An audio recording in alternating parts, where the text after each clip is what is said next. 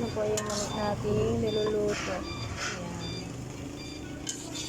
Una, hinugasan natin yung mani. Tapos nagpakulo tayo ng mantika. Ayan. 1 oras natin ito lulutuin. Sa mahinang apoy para masarap yung pagkaluto.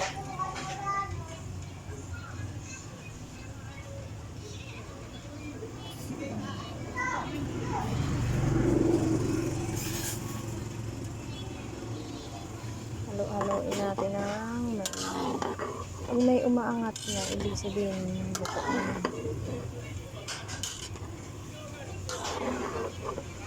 Pero marami pang hilaw. Lutuin pa natin ang maigi.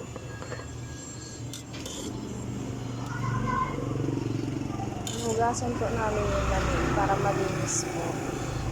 Kasi pag sa palengke nakabuyang-yang, naalikabukan. Yan, kaya hugasan ko yung para malinis. Saka ang gamit natin mantika is coconut oil. Yan. Malinaw yan, malinaw. Para safe po ang pagkain sa mga customer namin.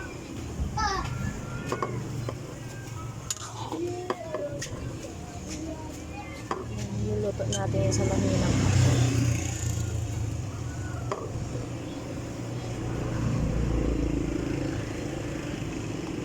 So, yan ang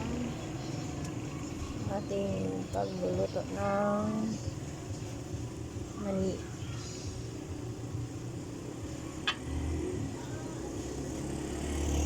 May balat na tinatawag, mani na may balat.